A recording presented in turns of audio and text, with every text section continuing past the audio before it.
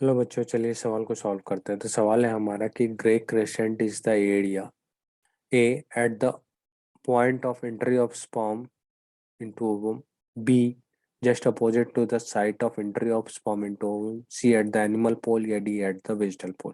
तो इस सवाल को समझने के लिए हम लोग इस फिगर को देखते हैं। इस फिगर में जो आपका जो ये एग है, ये एक्चुअली एक फ्रॉग का एग है। और हमें पता है कि फ्रॉग का एग होता है, उसका जो साइटोप्लाज्म होता है वो काफ़ी अनइक्वली डिस्ट्रीब्यूटेड होता है। तो distribution of cytoplasm in the frog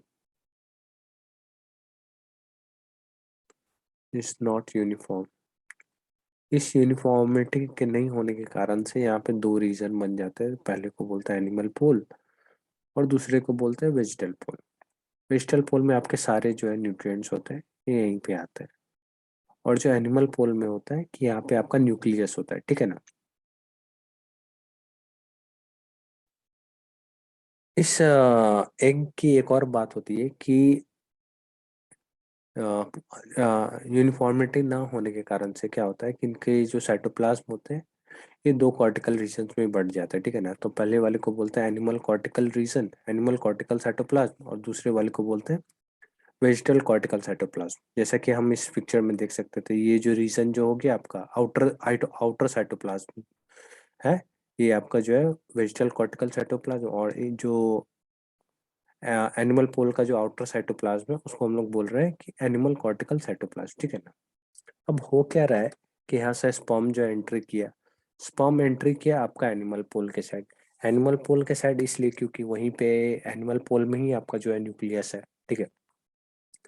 तो स्पर्म का एंट्री करने जैसे ही करता है, तो ये जो आपका जो एनिमल कॉर्टिकल साइटोप्लाज्म का जो रीजन है ना, ये रीजन, ये क्या होता है कि रोटेट कर जाता है बाई अराउंड 30 डिग्री के आसपास से, ठीक है ना।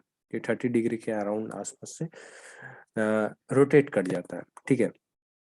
तो ये वेजिटल पोर्शन ये भी थोड़ा सा रोटेट कर जाता है, जिसके कारण से क्या होता है कि आपका एक मिक्स्ड एरिया का फॉर्मेशन होता है। ये मिक्स्ड एरिया को ही हम लोग बोलते हैं ग्रे क्रेसेंट, ठीक है। और हमसे ये सवाल में पूछा गया है कि ये ग्रे क्रेसेंट बनता कहाँ है। तो ये ग्रे क्रेसेंट हमारे जो स्पर्म का जो एंट्री साइट है ना, ये रहा हमारा स्पर्म का एंट्री साइट, इसके जस्ट अपोजिट बन रहा है ये ग्रे क्रेसेंट एरिया, ठीक है। तो हमारे सवाल में यही पूछ रहा था कि ग्रे क्रेसेंट एरिया बन कहाँ रहा। तो जो ऑप्शंस थे हमारे कि A at the point of entry of sperm into ovum, नहीं, ये ऑप्शन गलत है। B just opposite to the site of entry of sperm into ovum, हाँ, ऑप्शन ऑप्शन बी एकदम करेक्ट है। C at the animal pole, ये गलत है। डी एट द, तो option B is the correct option of this question. हमारा जो question था कि grey crescent is the area, option B, just opposite to the site of entry of sperm into ovum.